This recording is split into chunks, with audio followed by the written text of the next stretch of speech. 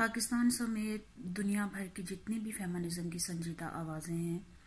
वो सब इस बात पे मुत्तफिक हैं। जैसे पाकिस्तान में एक नाम बीना शाह का है, वो सब इस बात पे मुत्तफिक हैं कि फेमिनिज्म वही कामयाब रहता है जो मकामी रवायात से मैच करता हो। ऐसा फेमिनिज्म जो मकामी मजहबी और समाजी रवायात को चैलेंज करे वो फेमिनिज्म के काज को फ़ायदा कम और उसको नुकसान ज़्यादा पहुंचाता है, क्योंकि उसे मकामी लोग एक मगरबी एजेंडा समझते हैं। उसको अपनी रवायात के जो उनकी सदियों की उनकी नस्लों की रवायात होती हैं वो उसके ख़िलाफ़ समझते हैं और उसको फिर शदीद रेजिस्टेंस का सामना करना पड़ता है। 8 मार्च 2019 का जो औरत मार्च है वो कई हवालों से सिताइश के काबिल है। उसने बहुत से सोशल टैबूज़ को जो कि औरतों की ऑपरेशन का सबब बनते हैं उसको बेधड़क चैलेंज किया है, लेकिन हस्बे तवक्को इस मार्च को पजीराई कम और तनकीद का सामना ज़्यादा करना पड़ रहा है और इसकी वजह वही है जो मैंने बयान की। क्या ही अच्छा होता अगर इस मार्च में कुछ ऐसे सवालात किए जाते जिनका ताल्लुक हमारी मकामी इक़दार से है। जैसे हम ये सवाल कर सकते हैं कि 70 साल गुजर जाने के बाद, जबकि पाकिस्तान का कानूनी निज़ाम शरीयत के बहुत करीब है, जबकि पाकिस्तान की जो 99% जो आबादी है वो मुसलमान है। और अभी आपको सोशल मीडिया पे नज़र आएगा कि सभी मुसलमान बहुत ज़्यादा वकील हैं औरतों की इज़्ज़त के, उनके हकूक़ के, और बड़े बड़े दावे करते आपको नज़र आएंगे कि मगरबी एजेंडे के बरक्स मुस्लिम सोसाइटी जो है वो औरतों को बहुत ज़्यादा हकूक़ देती है। तो हम इस तनाज़र में उनसे सवाल कर सकते हैं कि 70 साल गुजर जाने के बावजूद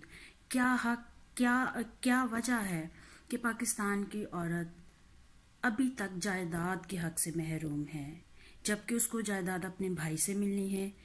जबकि उसको जायदाद अपने शौहर से मिलनी है, जबकि उसको जायदाद अपने वालिद से मिलनी है। 3 जगह से जायदाद उसको मिलनी चाहिए। लेकिन अभी भी आप देखें, आप फिगर्स निकालें, आप स्टैटिस्टिक्स निकालें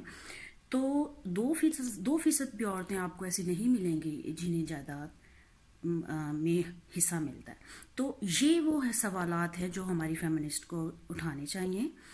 उनको ज़ेरे बहस लाना चाहिए और इन्हीं लोगों को फिर चैलेंज करना चाहिए जो आज इतने बुरे तरीके से फेमिनिज्म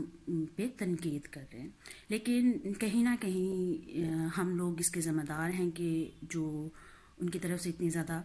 तनकीद आ रही है, और उसकी वजह यही है कि हमने फेमिनिज्म को बजाय पाकिस्तान की औरत का मसला करार देने के हमने इसको एक इम्पोर्टेड एक स्लोगन बना के पेश किया है, जो कि पाकिस्तान की औरत के साथ हमदर्दी नहीं, मेरा ख्याल है कि उसके साथ ज़्यादती हो रही है। मसलन अगर ऐसा होता कि इस मार्च में जहाँ एक प्ले कार्ड था